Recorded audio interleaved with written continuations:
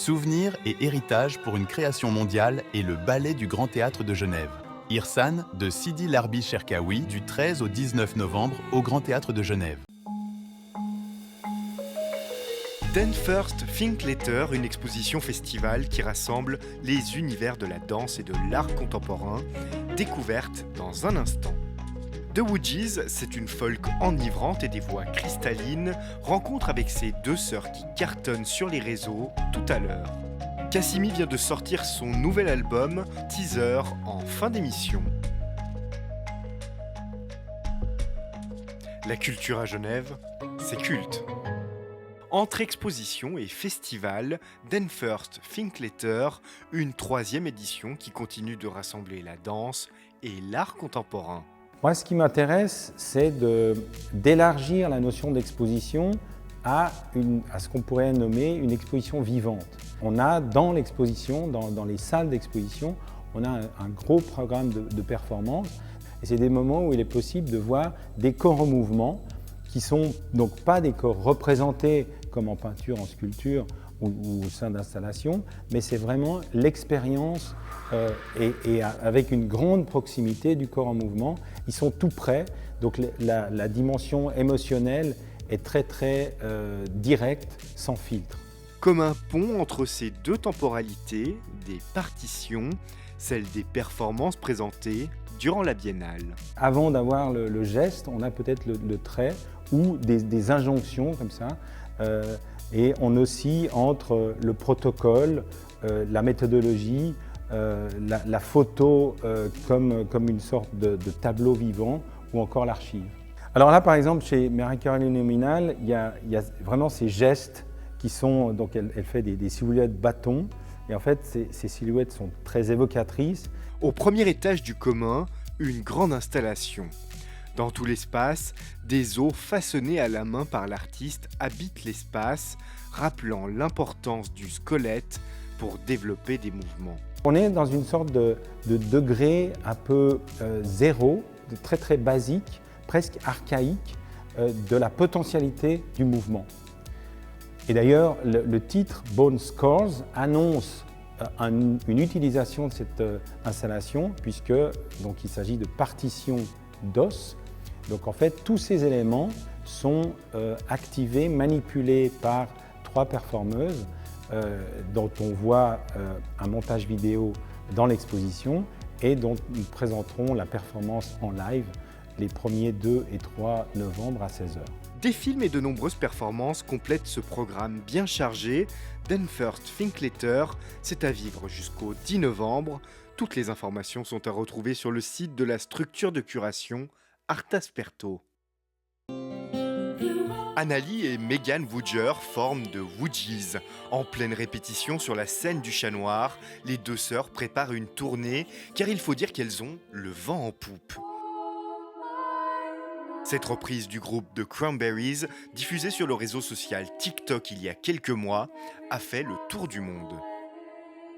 On se disait en rigolant « Ah, ça y est, est-ce qu'on est viral, est-ce qu'on est viral ?» Et puis en fait, un jour, c'est arrivé, on s'y attendait pas du tout. Il y a des gens qu'on adore qui nous suivent maintenant, qui commentent, qui interagissent avec nous. Non seulement on a pu jouer à Montreux cet été, mais on a aussi, par exemple, en ce moment, on est en contact avec un manager à Londres. Donc on n'a rien signé pour l'instant, mais c'est quelqu'un qui a des contacts dans le UK, mais aussi en Allemagne. Donc on espère aussi que ça va nous permettre de faire des concerts aussi en dehors de la Suisse. Si leurs parents ne sont pas musiciens, Annalie et Megan baignent dans la folk depuis leur plus jeune âge.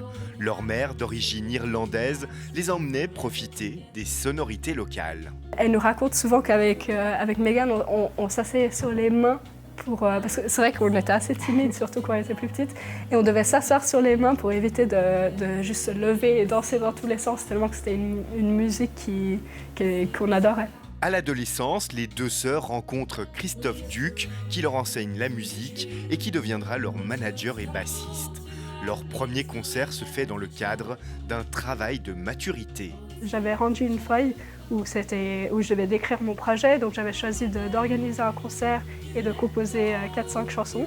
Et je me souviens, j'avais rendu la feuille et ensuite j'ai commencé à pleurer parce que je me suis dit, mais dans quoi est-ce que je me suis lancée ? C'est ce concert qui lancera l'aventure. Vient ensuite un premier album sorti à l'automne 2021. Annalie et Megan jouent la carte du collectif et travaillent en synergie. C'est souvent une qui vient avec un début d'idée, que ça peut être une mélodie à la guitare ou une mélodie à la voix. Et puis après, ça va inspirer l'autre qui va peut-être écrire le texte ou qui va changer un bout parce que ça, j'aime pas trop.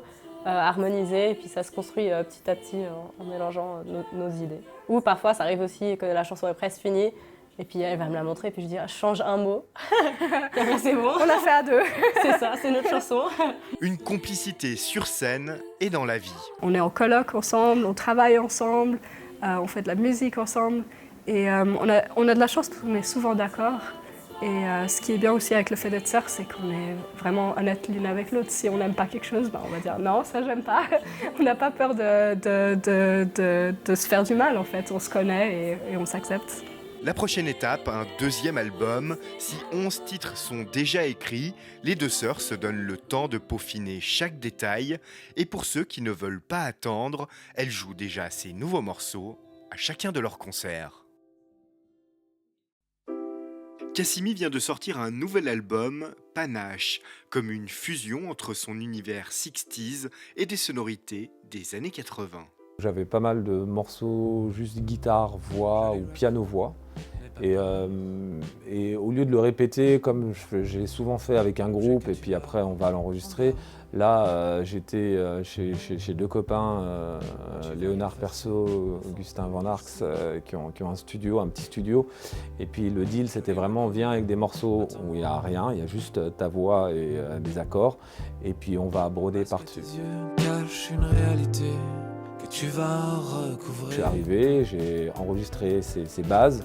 On a rajouté des couches et des couches, et puis des fois ça marchait pas, des fois on refaisait, des fois on passait une après-midi juste sur un truc. Des fois, ils m'ont amené sur des territoires d'arrangement de synthé où j'étais là, ouf, je sais pas si je vais l'assumer. Et puis, à force de l'écouter, je me disais, bon, allez, c'est cool, on va y aller. Et, moi, j'étais toujours là un peu pour, par moment, quand même relever les guitares, les basses ou rendre le truc. À la base, on avait même pensé faire sans batterie, c'est-à-dire faire que avec des pads ou autre. Et ça, c'est vraiment le truc que j'ai dit au bout d'un moment, non, on va mettre de la batterie parce qu'il faut quelque chose un peu d'organique. Mais effectivement, les synthés avec plein de boutons, moi, quand je vois ces trucs, ça me fait peur, mais en soi, faut se laisser un peu aller. Panache est déjà disponible sur toutes les plateformes de téléchargement et chez tous les bons disquaires.